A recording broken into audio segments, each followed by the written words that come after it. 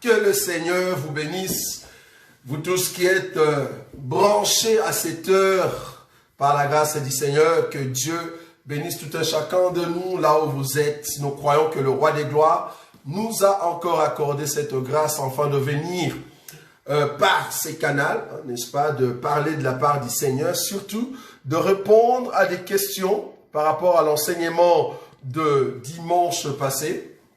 Là où nous avons touché les 4 abominations qui précèdent l'enlèvement de Lot. Nous avons dit que Lot, c'est les justes. Lot, c'est l'Église. Lot, c'est le peuple de Dieu qui se prépare à rentrer à la maison. Donc voilà. Donc nous sommes là pour répondre à des questions. Et en même temps, nous allons toucher des éléments du temps de la fin, comparé au fait le dernier jour et la fin du monde. Est-ce que c'est la même chose? Et il y a beaucoup, n'est-ce pas, qui ont essayé aussi de suivre des émissions des autres hommes de Dieu qui sont en train de dire que le coronavirus, c'est au fait la fin du monde. Est-ce que c'est la fin du monde ou c'est la fin du temps? Il y a deux dimensions ou deux dispensations de ces choses en ce qui concerne l'eschatologie, un mot que beaucoup n'aiment pas trop. Donc c'est les éléments du temps de la fin. Il y a une différence entre la fin du temps et la fin du monde. C'est pas la même chose. J'ai même vu un bien-aimé qui a dit la fin du monde n'existe pas, soit disant le monde, c'est en fait en forme de cycle, donc en forme de cercle. C'est-à-dire tout le monde doit partir et tout le monde reviendra. Ben, nous ne soutenons pas cette pensée. Bibliquement parlant, à moins que eux, ils aient d'autres documentations, d'autres livres qui soutiennent cette pensée-là. Mais nous, en tout cas, dans la Bible, ce n'est pas ce que nous sommes en train de lire. Alors ici, nous allons vraiment essayer de rappeler ce que nous avons dit les dimanches passés. Et après 15 minutes, nous avons mis le numéro. Il faut comprendre que nous n'allons pas vous retenir si longtemps. En tout cas, à 22h30, permettez que nous puissions terminer. Donc, nous allons juste prendre 1 heure jusqu'à 22h30. C'est là-bas que nous allons terminer. Donc, le but ici, c'est vraiment répondre à des questions par rapport à l'enseignement présenté le dimanche passé. Si vous avez d'autres questions, alors là, nous allons chercher un autre jour. Nous allons mettre en place toutes les questions que vous avez et nous allons essayer de répondre par la grâce de Dieu parce que la seule personne qui connaît tout, c'est le Saint-Esprit. C'est lui qui est l'enseignement en nous et nous croyons que Dieu ne manquera pas de nous bénir. Donc, je vais juste relater pendant 5 minutes ce que nous avons dit et en même temps, donc nous avons notre bien-aimée, la sœur Nadine, qui va nous donner aussi des questions. Elle est avec nous, elle va commencer à nous donner des questions, écrire des questions pour de bien-aimés qui sont là en attendant que nous sommes en train de présenter cette émission. Donc, voilà, nous sommes là. Le dimanche passé, nous avons dit ceci. Nous avons dit que Lot, qui n'est rien d'autre que la parenté d'Abraham, vous allez comprendre que Dieu, avec les 2 anges, ils étaient dans la maison d'Abraham, n'est-ce pas? Attendez, je vais juste arranger ça, voilà, parce que ça peut nous déranger, voilà. Donc, je disais que Lot, c'est la parenté d'Abraham, mais remarquez une chose,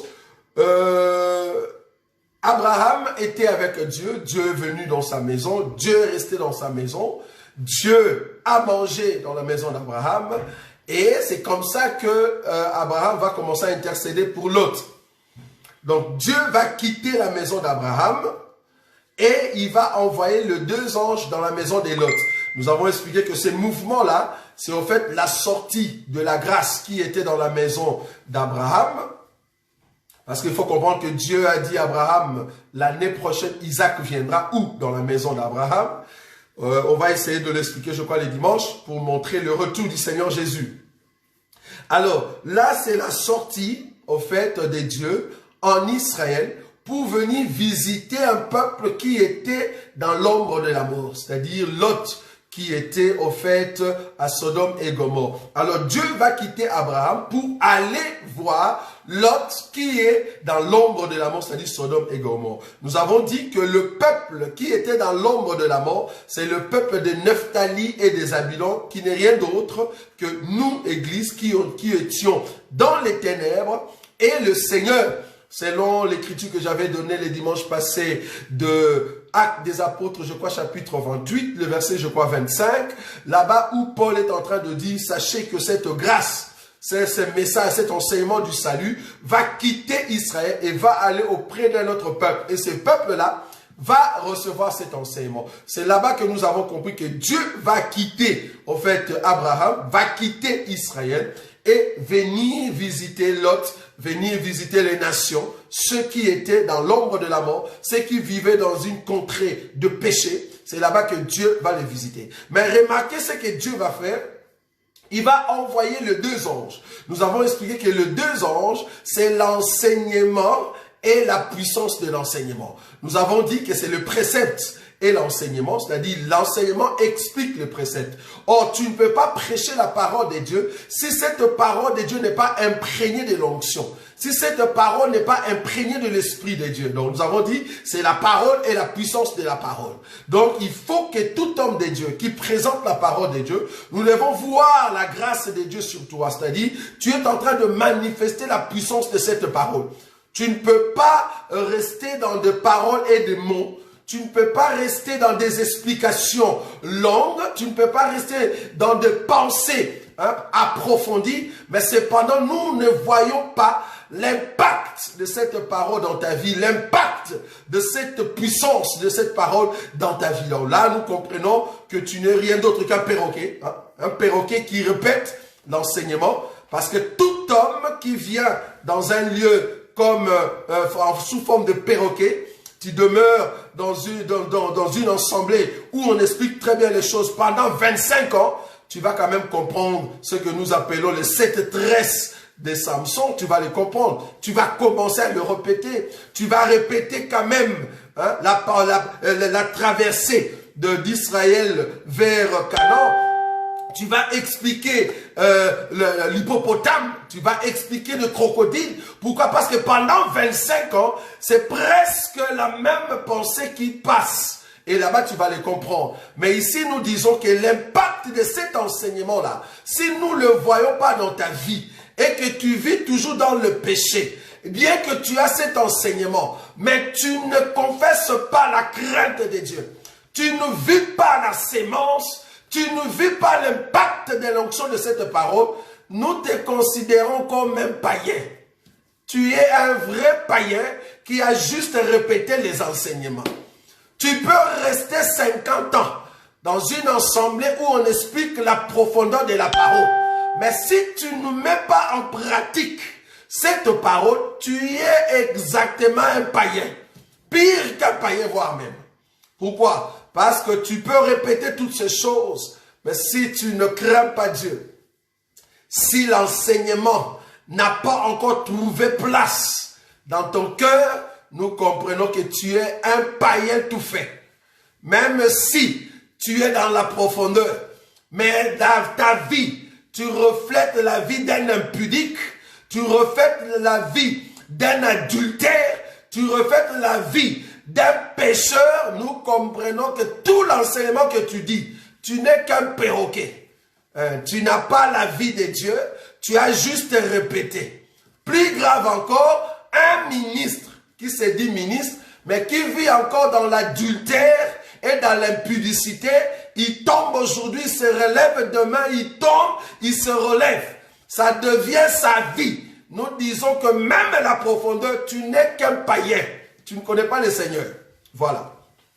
Parce que ceux qui connaissent l'enseignement, ils ont aussi la puissance de cet enseignement. La puissance de l'enseignement, c'est de t'enlever dans les ténèbres. Ah, ça, c'est très important.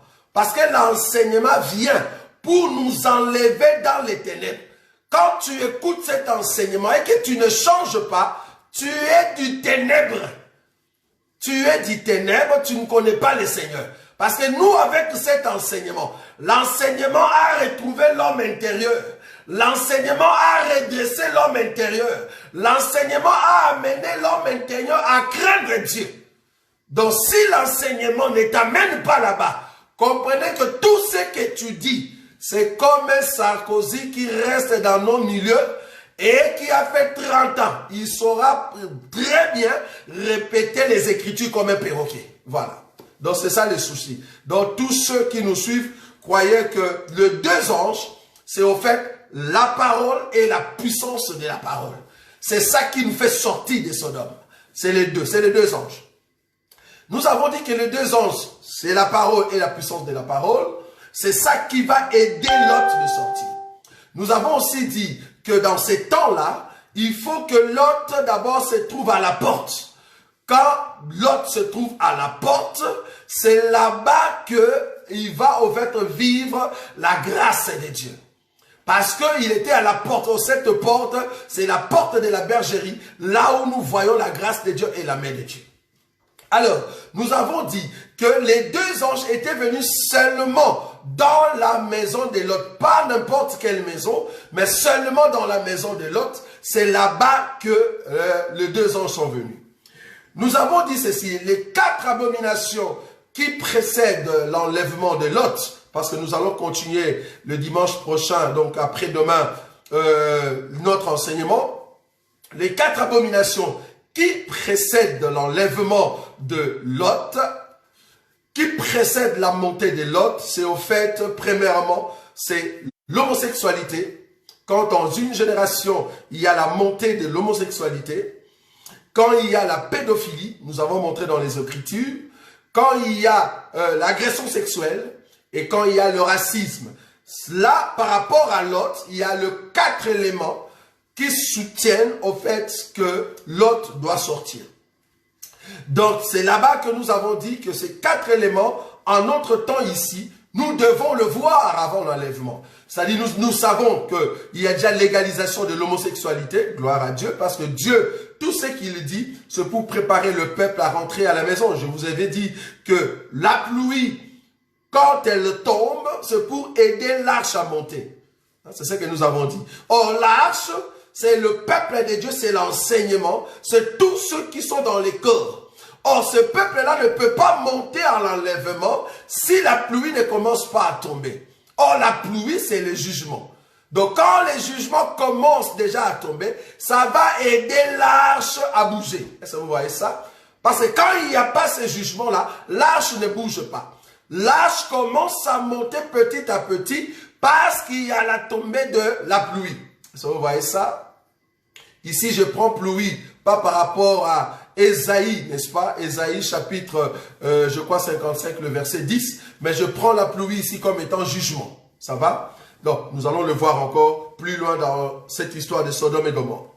Donc, nous avons dit que il faut que Dieu commence à faire tomber la pluie. Mais remarquez une chose, avant que la pluie tombe, Dieu lui-même va fermer l'arche. Il ferme l'arche pour que ceux qui sont à l'intérieur soient protégés, gardés. C'est ce que nous avons vu avec les 2 anges qui sont venus chez Lot. Quand il y a eu, au fait, l'agression, parce qu'ils voulaient maintenant agresser Lot, c'est là-bas que les anges ont fermé, au fait, la porte ou la maison. Nous avons dit que les 4 éléments ou les 4 abominations qui précèdent l'enlèvement de Lot n'est rien d'autre que l'homosexualité, la pédophilie, le racisme et l'agression sexuelle. Quand nous disons le racisme, ici ne voyez pas seulement par rapport à la race, mais nous voulons vraiment dire par rapport à ce qu'on appelle la xénophobie.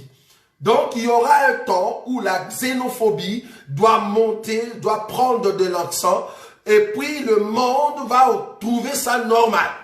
Ça sera légal d'être xénophobe, c'est-à-dire avoir ces sentiments bizarres, un sentiment de contrainte contre les étrangers. Vous voyez ça? C'est la xénophobie. Il faut que cela monte, puisse atteindre un niveau très élevé et voire même la légalisation de la xénophobie. C'est-à-dire reconnaître que c'est normal. Soit disons il y a de peur alors que chacun reste dans son pays. Est-ce que vous voyez ça? Donc il y aura même à ce niveau-là où on va commencer, comme je vous avais dit la fois passée, vraiment à maltraiter tout ce qui est étranger. Donc c'était le 4 éléments pour montrer que l'autre doit partir. Alors, quand on va commencer avec l'agression, je vous ai parlé de l'agression sexuelle, c'est-à-dire un homme qui est en train de violer un homme, de femmes qui violent des femmes, parce qu'aujourd'hui, ce que nous voyons, ce que nous entendons, c'est au fait des hommes qui violent une femme. Ça, c'est, ils se disent, soi-disant, c'est pour un besoin. Mais là, c'est que Sodome et Gomorrhe étaient en train de réaliser, c'était quoi, ou de faire, c'était quoi? C'est un homme ou des hommes ont envie de violer un homme. Quand il y aura des violences comme ça, des violences sexuelles, où des hommes commenceront à être violés dans des rues de vos quartiers ou dans des rues de vos pays, comprenez que le Seigneur est en train de préparer son peuple. Dieu est en train de fermer la porte, de fermer la maison. J'ai expliqué que la maison en question qu'on a fermée, l'arche en question qu'on a fermée, c'était en fait la dernière personne, parce qu'il faut que l'évangile soit prêché jusqu'aux extrémités de la terre, les extrémités de la terre, les extrémités de la terre que la Bible parle. Cette extrémité n'est rien d'autre qu'une personne. C'est-à-dire l'extrémité de la terre, c'est une personne, la dernière personne qui va accepter l'enseignement. Cette personne doit arriver à la maturité et c'est là-bas qu'on ferme la porte. Donc l'extrémité de la terre ne veut pas dire un pays lointain. C'est ce que nous avons expliqué parce que le pasteur, il y a d'autres pasteurs qui disent, ah voilà, on parle de l'extrémité de la terre. Dans sa tête, il pense que l'extrémité de la terre, c'est Amazonie. Il pense que c'est Amazonie. Nous disons que non, c'est pas l'Amazonie. Parce que si tu es en Amazonie et qu'on te posait la question, c'est où l'extrémité de la terre? Tu vas dire, l'extrémité de la terre, c'est à Mongama. Hein? Ou à Kisantu. Parce que là-bas, tu es en Amazonie. Tu vois? Donc, l'extrémité de la terre, ce n'est pas un lieu quelconque géographiquement. Non. Extrémité de la terre veut dire la dernière personne qui était loin d'Israël, que Jésus était en train de voir par sa puissance et par sa vision. Et c'est cette personne qui va recevoir l'enseignement, cette personne qui va recevoir la parole. La dernière personne, c'est alors que cette personne va entrer dans l'arche et on ferme l'arche. On ferme la maison, c'est-à-dire le temps de la grâce est terminé. Je vous ai dit que le temps de la grâce a commencé depuis la croix. Et ce temps va prendre fin, au fait, quand la dernière personne va recevoir l'enseignement pour que nous puissions partir. Donc, juste après l'enlèvement, parce qu'il faut que cette personne reçoive l'enseignement et que cette personne soit à la maturité. Et c'est comme ça que nous allons partir. Donc, voilà ce que nous avons dit la fois passée. Alors, s'il n'y a pas de questions, en tout cas, nous aimerions quand même commencer à recevoir vos questions, même par écrit. Si Dieu le veut, nous allons répondre là-dessus. Alors, je commence d'abord par répondre à une question qui nous a été donnée par rapport au dernier jour et au temps de la fin. La question c'était quoi? La question c'était, est-ce que nous sommes déjà à la fin du monde? Est-ce que ce qui se passe maintenant, est-ce que c'est déjà la fin du monde? Nous disons non. C'est quoi la fin du monde? La fin du monde, d'abord il faut comprendre le mot monde. Quand nous parlons du mot monde, nous voulons voir ici le système établi par l'homme, l'apparition de l'homme sur la terre pour gérer ce que Dieu a mis sur la terre. Alors, ce monde qui a commencé depuis Adam, quand est-ce que ce monde va prendre fin? Vous allez comprendre que le monde va prendre fin. Je vais prendre une écriture pour ceux qui ne voient pas la fin du monde. Je vais prendre une écriture. Je suis dans le livre d'Apocalypse. Apocalypse chapitre... Regardez cette écriture avec nous. Apocalypse chapitre 20. Je prends le verset 10. Regardez avec nous. Pour commencer à voir là, projeter un peu vos visions vers la fin du monde. Parce que maintenant, là, ce n'est pas encore la fin du monde. Il y a encore beaucoup de jours devant nous. Donc, ce n'est pas encore la fin du monde. Regarde, remarquez. Apocalypse chapitre 20, le verset 10. Et les diables qui les séduisaient furent jetés dans les temps de feu et de soufre, où sont la bête et le faux prophète. Ils seront tourmentés jour et nuit, au siècle de siècles. 11. Puis je vis un grand trône blanc, et celui qui était assis dessus. La terre et le ciel s'enfuient devant sa face, et il ne fut plus trouvé de place pour eux. Et je vis les morts,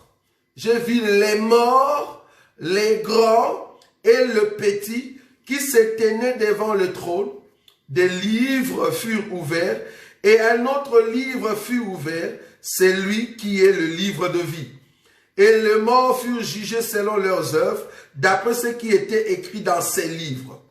La mer rendit le mort qui était en elle, la mort et le séjour de mort rendirent le mort qui était en eux, et chacun fut jugé selon leurs œuvres. Puis la mort et le séjour de mort furent jetés dans les temps de feu. C'est la seconde mort, les temps de feu. Quiconque ne fut pas trouvé écrit dans les livres de vie fut jeté dans les temps de feu. Voilà. Ici, cette écriture nous montre quand est-ce que le diable sera tué. Parce qu'il y a beaucoup qui prient, qui font de prières du genre, nous consumons les diables, consumez-le, jetez-les dans les temps de feu. Là, vous priez sans enseignement. Si on te posait la question, quand est-ce que le diable sera tué? Quand est-ce que le diable, on va l'exterminer complètement? C'est en fait après le millénium. Il faut comprendre qu'après le millénium, pendant le millénium d'abord, le diable est lié, il n'a plus de puissance, il ne va pas agir parce qu'il sera en prison. Et la Bible appelle cette prison abîme. Mais après le millénium, je dis bien millénium. Quand on dit millénium, ça devient 1000 ans. C'est 1000 ans. C'est-à-dire, si Jésus revenait dans 10 ans et que le millénium doit se passer, doit se réaliser. Quand on parle de 1000 ans ici, je veux soutenir et aider aussi ceux qui n'y croient pas à ça. Quand on parle de millénium, c'est vraiment 1000 ans. 1, 2, 3, 1000 ans. Pour ceux qui pensent que ça ne sera pas 1000 ans, ça peut être seulement une année normale et qu'on dit 1000. Non, quand on dit millénium, c'est 1000 ans. Parce que c'est l'année de relâche, c'est l'année Shabbat, c'est l'année de repos. On doit se reposer pendant 1000 ans avec l'époux sur terre. Là, nous aidons nos bien-aimés, des témoins de Jéhovah. Sur terre. Est-ce que vous voyez ça? Mais cependant, le millénium qui sera sur terre sera dirigé par l'époux du sang. Sera dirigé par le roi, Yehoshua HaMashiach. Jésus-Christ de Nazareth, c'est lui le roi qui va diriger pendant ces temps-là avec nous, le peuple, qui vont monter au fait en enlèvement et qui vont revenir avec lui. Parce qu'il y a un peuple qui va monter en enlèvement et qui reviendra sur terre. Bon, on ne va pas toucher après l'enlèvement, voir la Vierge folle et voir les 144 000 pour voir le peuple qui sera pendant le millénium. Sinon, on va terminer tout le temps ici. Mais je me te dire que pendant le 1000 ans, il y a un peuple qui vient du ciel et qui va descendre sur terre. Et je serai parmi ce peuple-là. Je le crois. Parce que nous avons l'assurance du salut. Nous avons l'assurance de l'enlèvement. Parce que le Seigneur nous a dotés de cet enseignement. Donc, un peuple qui monte dans l'enlèvement, c'est le même peuple qui reviendra. Et qui va régner pendant 1000 ans avec le Seigneur. Maintenant, remarquez, Satan sera lié. Il faut que Satan soit lié avant le millénium. Et pendant le millénium, le diable n'aura plus de puissance. Il n'y aura plus de mal pendant 1000 ans. Pourquoi? Parce que c'est le Seigneur qui règne. C'est le Shabbat. Et là, Satan sera lié pendant 1000 ans. Mais quand on va le lier, il n'est pas mort. Il sera toujours là, mais lié dans une prison. Maintenant, toi qui jetais le feu, toi qui les consumais avant les temps. Même les démons ont dit à Jésus, mais fils de l'homme, pourquoi tu nous tourmentes avant les temps? Maintenant, Jésus lui-même a compris que non, j'étais en train de tourmenter avant les temps. Parce que lui, il a la révélation. Est-ce que vous voyez ça? C'est lui qui est la révélation. Alors, au lieu de les tourmenter ou de les envoyer directement en enfer, il les a laissés encore du temps. Ça, vous voyez? Maintenant, quand toi, tu jettes le feu là, quand tu pries, tu consumes les démons, tu consumes Satan, tu n'as pas lu la Bible. Parce qu'il y a un temps qui arrive là, après l'enlèvement, tous ces démons-là, ils seront vraiment en œuvre. Ils vont commencer à réaliser des grandes choses sur la face de la terre. Donc, nous étions en train de dire que la fin du monde, c'est pas maintenant. Il faut que Satan soit jeté dans les temps de feu. C'est là-bas qu'on va les tuer. Ça sera après 1000 ans. Donc, il y a encore beaucoup de jours. Je ne sais pas si ça existe ce mot beaucoup de jours. Donc, on a encore 10 ans. Donc, la terre va encore continuer. Ce que vous faites comme confusion, c'est le dernier jour et la fin du monde. Ce n'est pas la même chose. Quand on parle des derniers jours ou la fin du temps, ça veut dire entre la croix et l'enlèvement. C'est ça le temps de la grâce. Le temps de la grâce, c'est au dernier jour. Quand la Bible dit, au dernier jour, vos fils et vos filles prophétiseront. Ne pense pas que ces derniers jours-là, c'est la fin du monde. Non. Les derniers jours, c'est le temps de la grâce. C'est Pierre qui l'a expliqué. Quand il commençait à parler en langue et que la fête qui était en Israël, les gens sont venus tout autour d'eux, on leur a posé la question de ce qui s'est passé. Maintenant, Pierre va expliquer que la loi, la prophétie par Joël s'est accomplie. C'est-à-dire, au dernier jour, vos fils et vos filles prophétiseront. Donc, le dernier jour a commencé. Quand nous disons dernier jour, ne voyez pas l'année 2020. Là, vous n'avez pas l'enseignement. Au dernier jour ne veut pas dire 2020. Non. Le dernier jour a commencé depuis la croix jusqu'à l'enlèvement. C'est un seul jour, le dernier jour ou au dernier jour. C'est au fait le temps de la grâce. Après l'enlèvement, le dernier jour va prendre fin. Pourquoi? Parce que nous sommes montés. Donc, le dernier jour, la fin du temps, ce n'est pas égal à la fin du monde.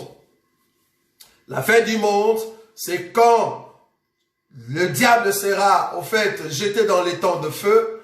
La mort et le séjour de mort sera jeté dans les temps de feu. La mort ne va plus exister.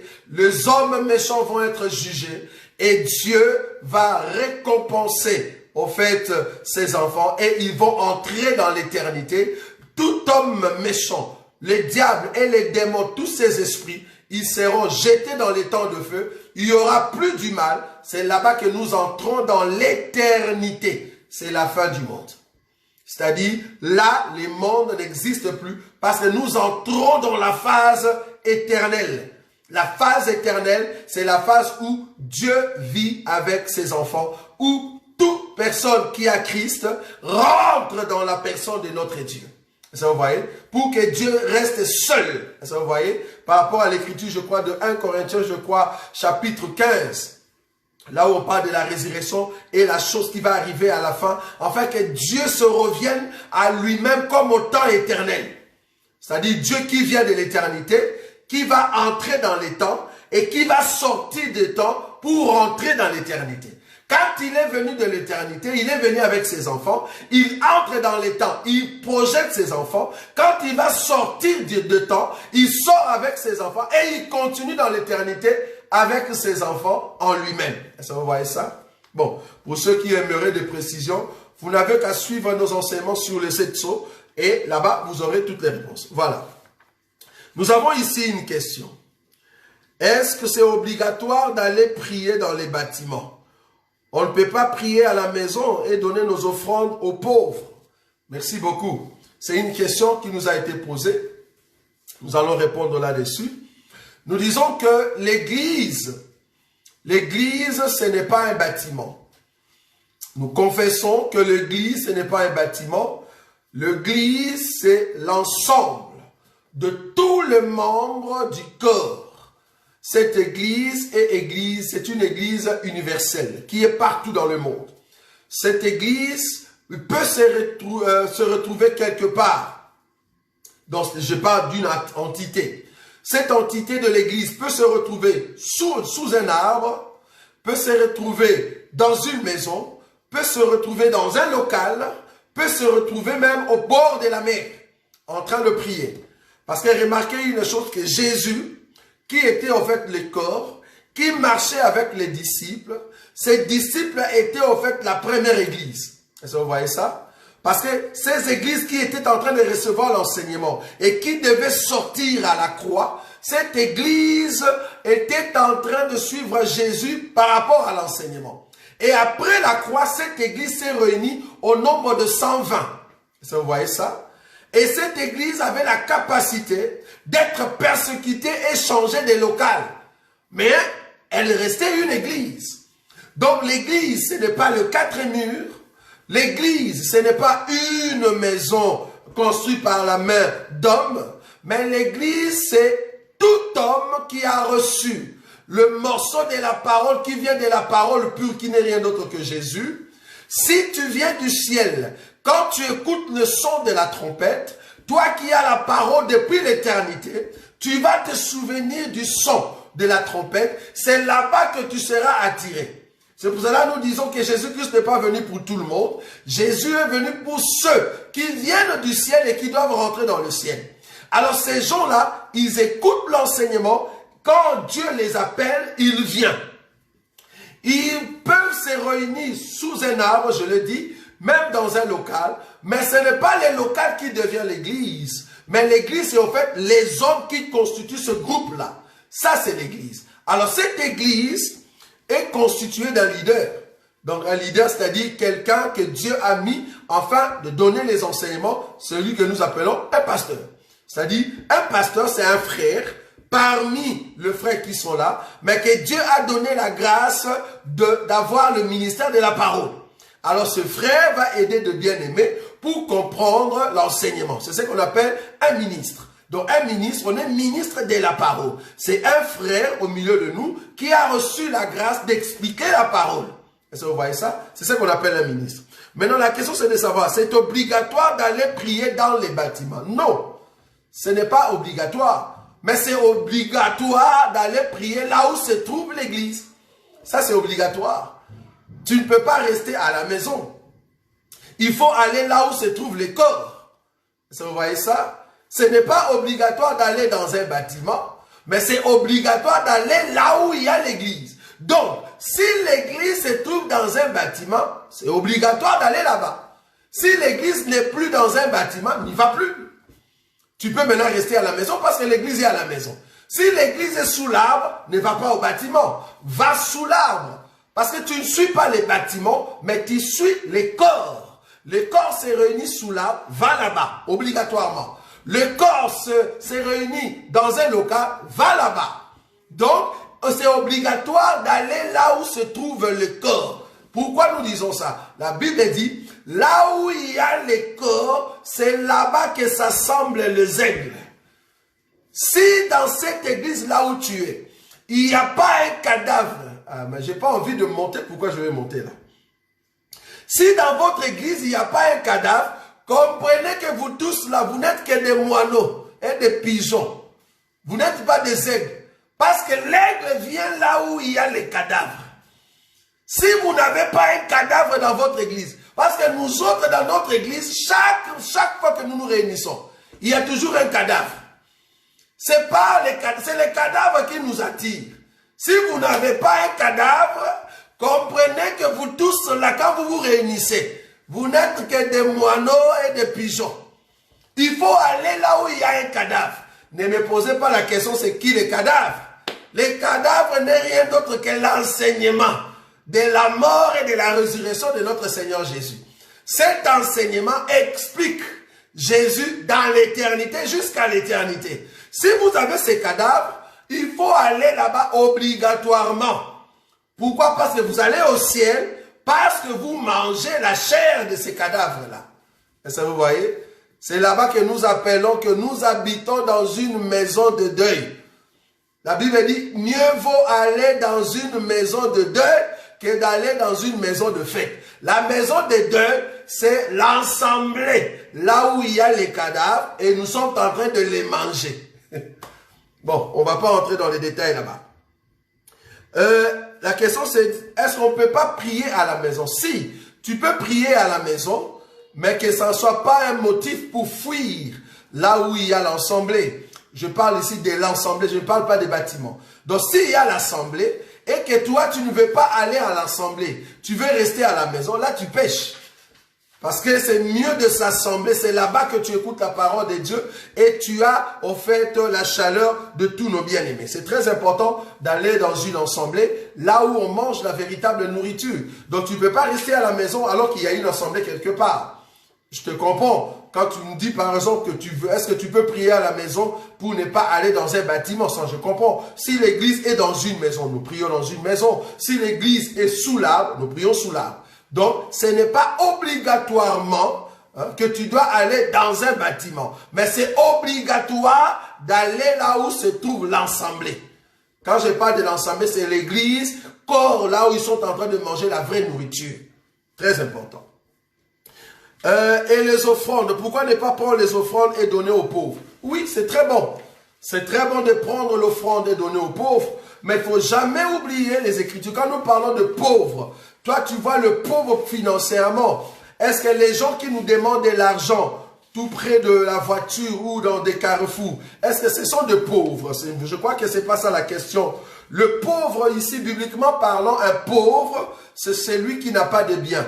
Or, dans la Bible, le pauvre n'est rien d'autre que nous autres. C'est-à-dire nous qui sommes des étrangers sur cette terre, nous sommes ce pauvre que Dieu est en train de nous soutenir par sa parole. Parce que bibliquement, le pauvre c'est qui? C'est la veuve, c'est l'étranger et l'orphelin.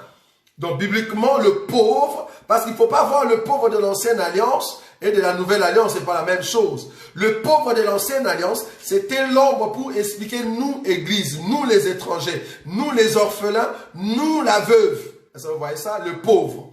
Mais cependant, est-ce que le pauvre physique, est-ce que je ne peux pas l'aider? Si, tu peux l'aider. Nous disons oui, tu peux l'aider. Mais nous dire que je ne veux pas donner l'offrande dans l'assemblée pour aller donner aux pauvres dehors, là, ce n'est pas l'enseignement. Parce qu'il faut comprendre que les offrandes que nous donnons dans l'assemblée, par rapport à Galates, remarquez cette écriture, parce que l'offrande, ce n'est pas pour les pasteurs, l'offrande, c'est pour soutenir l'œuvre du Seigneur. Remarquez.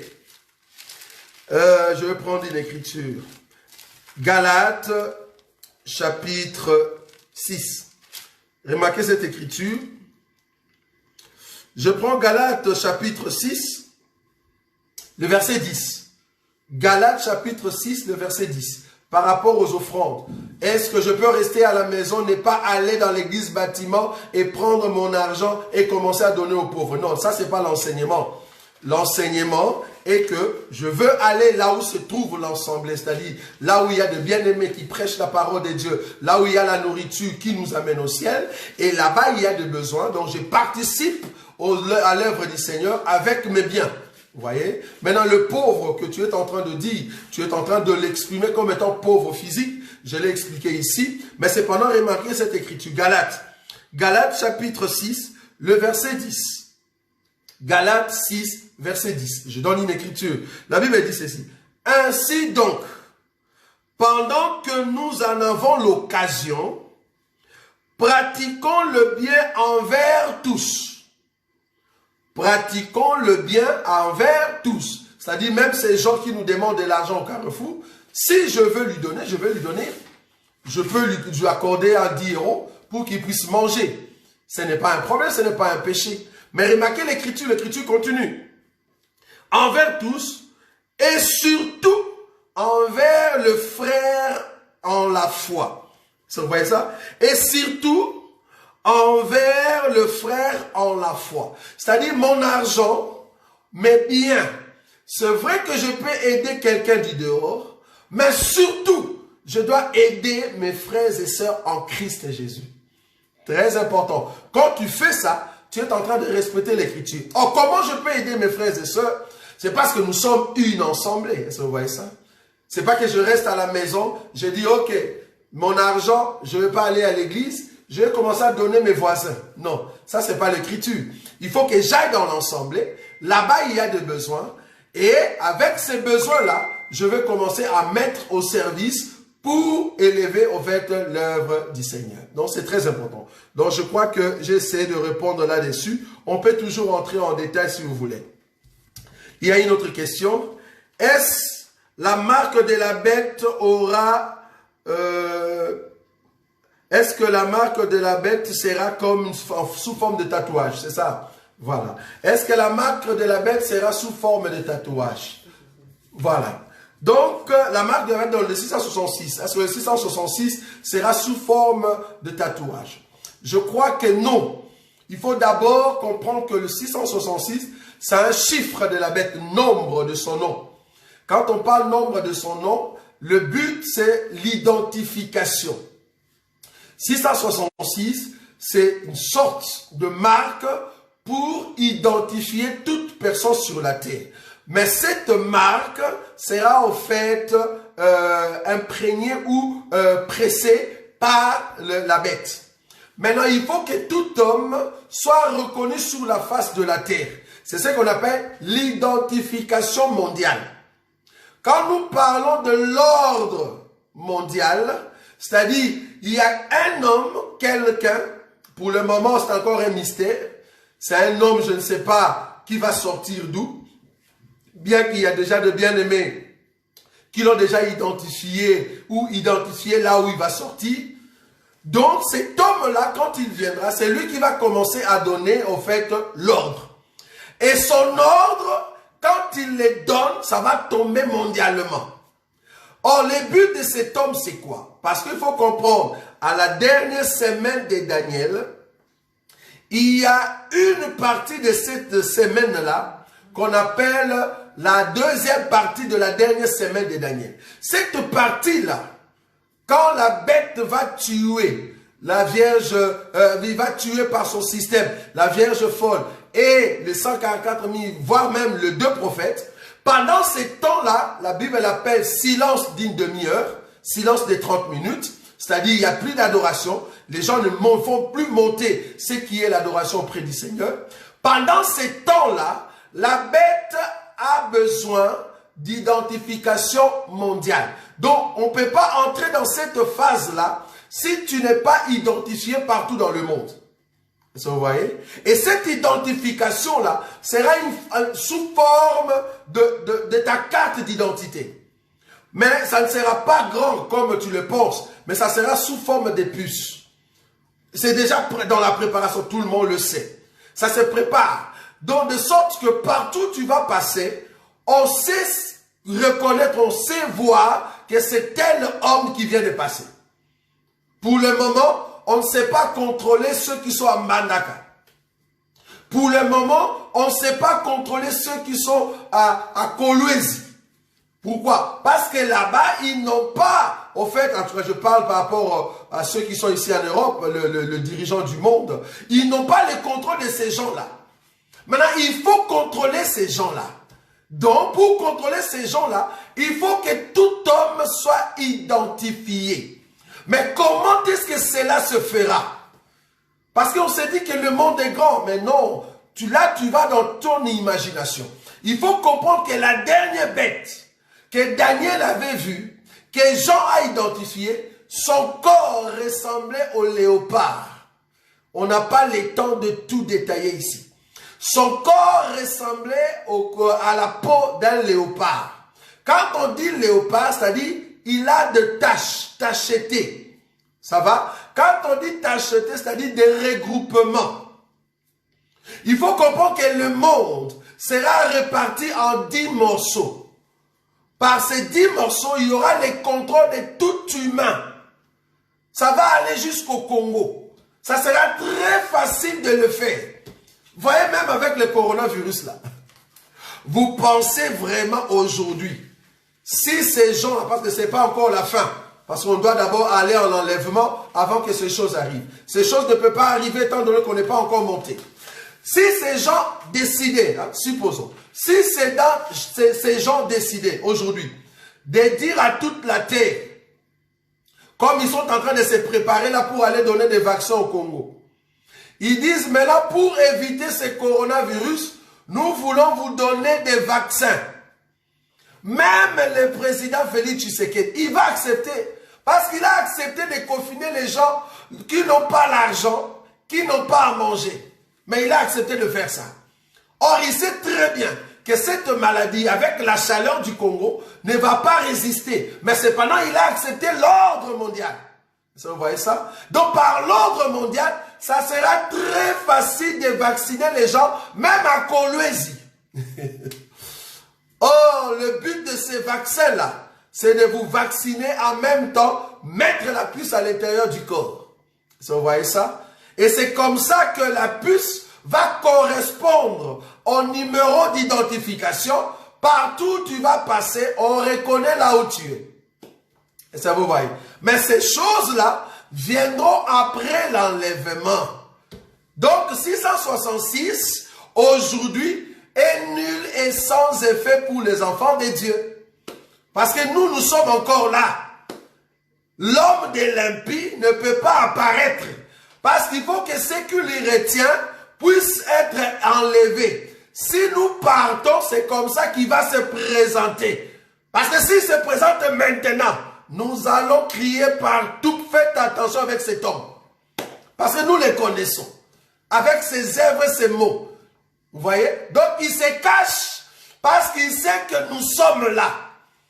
Et que nous allons les dénoncer. Est-ce que vous voyez ça? Donc là, il se cache. La Bible dit, il faut que ce qui l'empêche puisse partir, alors il apparaîtra, l'homme de l'impie. Maintenant, il ne peut pas apparaître parce que l'église n'est pas encore montée. Donc, les 666, ce n'est pas maintenant. Parce que nous ne sommes pas encore montés. Donc, voilà, donc ça ne sera pas en forme de tatouage, mais ça sera plutôt des puces. Parce que 666, c'est en fait un chiffre d'identification mondiale. C'est un chiffre qui détermine combien d'hommes sont sur la terre, qui fait quoi. On te contrôle partout. C'est comme ça qu'il va amener à tout homme de s'agenouiller devant lui, sauf seulement ceux qui ont l'enseignement et qui vont rater l'enlèvement. Ce sont eux qui vont en fait dire non à ce qu'il va leur dire. Mais cependant, tout homme sera identifié. Bon, pour le moment, nous avons nos cartes d'identification. Ta carte d'identification que tu as aujourd'hui, avec la puce qui sera à l'intérieur, on va les connecter pour savoir telle personne a tel numéro de puce. C'est la même personne qui habite dans telle rue, telle personne qui va au marché, tel lieu. On va le savoir. Donc, tu seras contrôlé, tout ton mouvement. Tu veux voyager, mais tu seras contrôlé. Donc, ça sera tellement facile. Ne pensez même pas que ça va être difficile. Ça sera tellement facile. Voilà. Donc ça, c'est pour la marque de 666. Alors, il y a encore une autre question ici. Est-ce que dans la Bible, il y a une écriture qui parle de Shekinah? Et c'est quoi Shekinah? Ok. En fait, le mot Shekinah, selon ceux qui utilisent ce mot, c'est juste une expression pour dire la gloire de Dieu. Alors, le mot Shekinah dans la Bible, en tout cas, il n'y en a pas. En tout cas, il n'y en a pas. Mais le sens, parce que vous voyez, le sens de ces mots, oui, il y en a. Plusieurs fois, nous avons vu la gloire de Dieu se manifester ou la gloire de Dieu descendre. Est-ce que vous voyez ça? Le sens de ce mot, oui.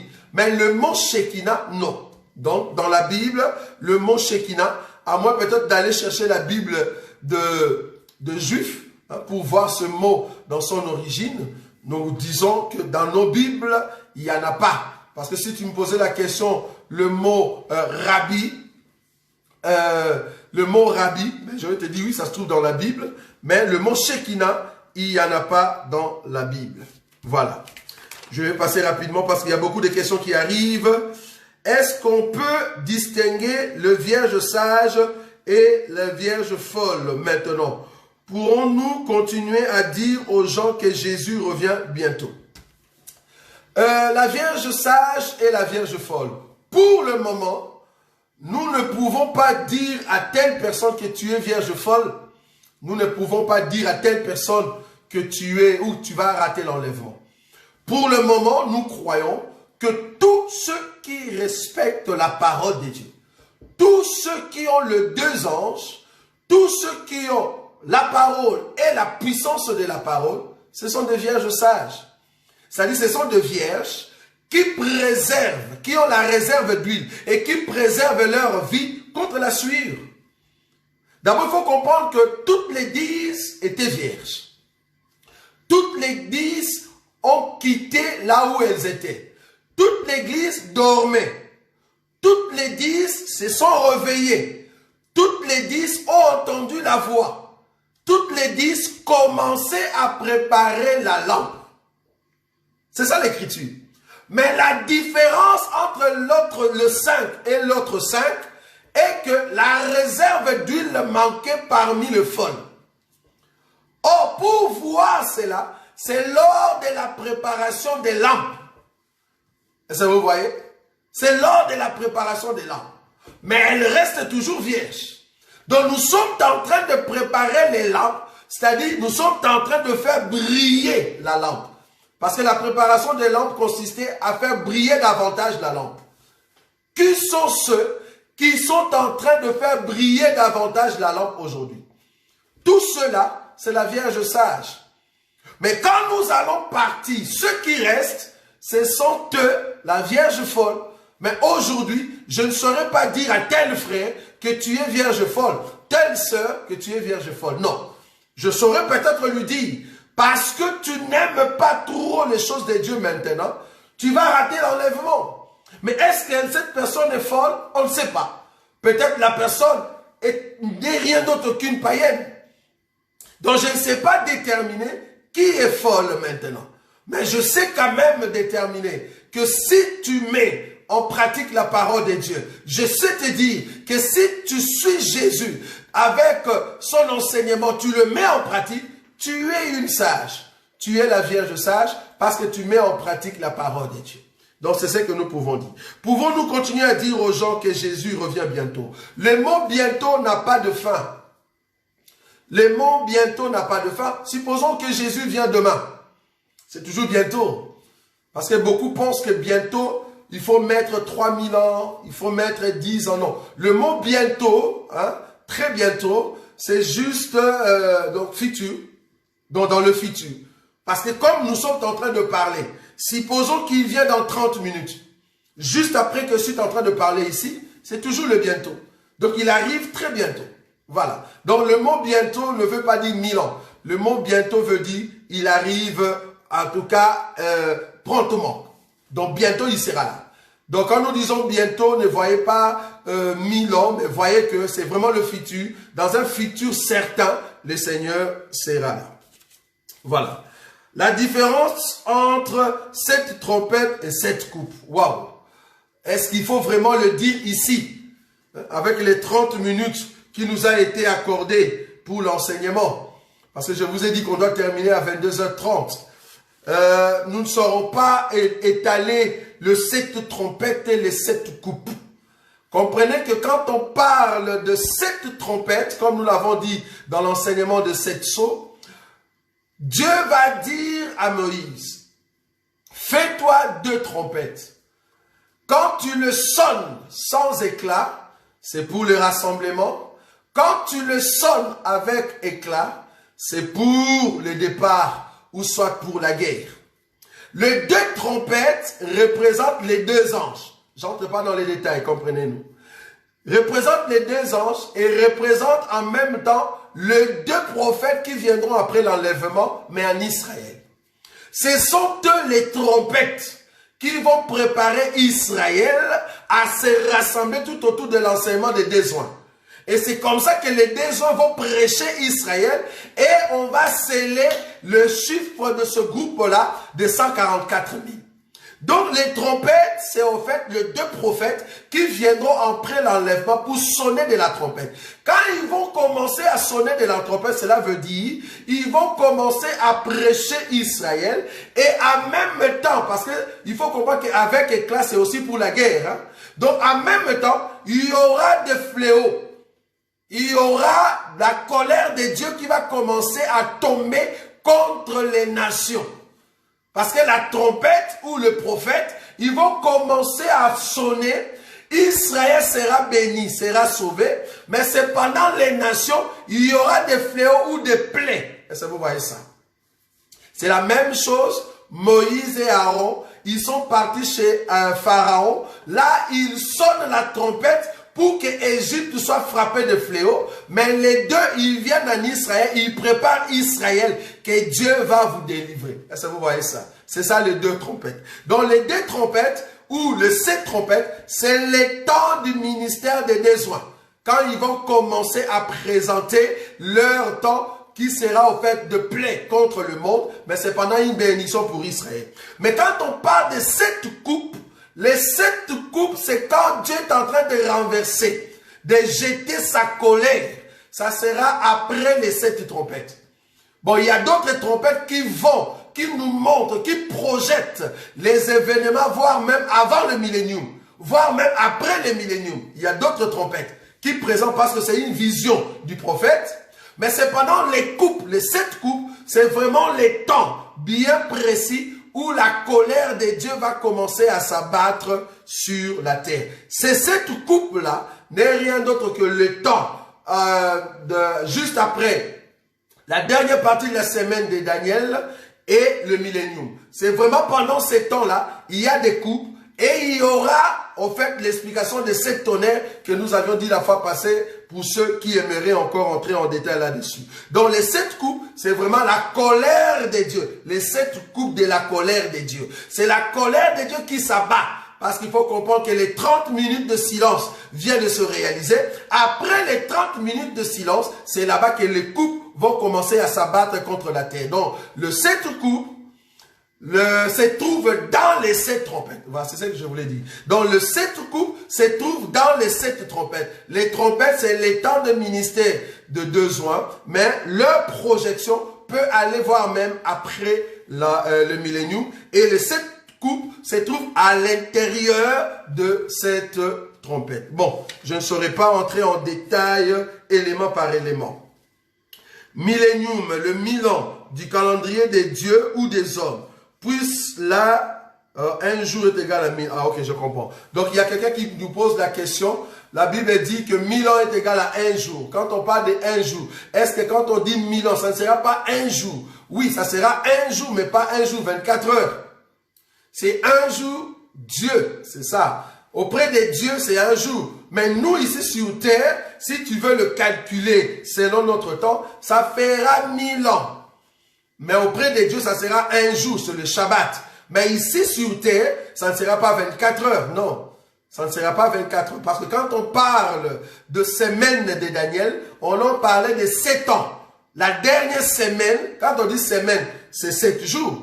Mais c'est pendant les 7 jours. Nous ne comptons pas comme les hommes aujourd'hui. C'est en fait 7 semaines d'année. Vous voyez? Quand on dit une semaine qui a 7 jours, c'est en fait 7 ans. Vous voyez? Quand on dit 70 semaines de Daniel, c'est en fait 70 fois 7. C'est comme ça qu'il faut calculer. Donc quand on dit 1000 ans, le 1000 ans ici, c'est vraiment 1000 jours. Vous voyez? 1000 jours sur terre. Ce n'est pas un jour imaginaire, un jour juste normal, non. C'est vraiment 1000 ans, les Shabbats, le dernier jour. Parce que Dieu a créé les cieux et la terre en 6 jours. Le 7e jour, il se reposa. Le 7e jour, c'est le Shabbat. Le 7e jour, c'est le repos. Or, le 7e jour, selon les calendriers de Dieu, c'est le millénium. Donc, pendant le millénium, nous serons avec le Seigneur. C'est le repos, là où Dieu est en train de régner avec son peuple.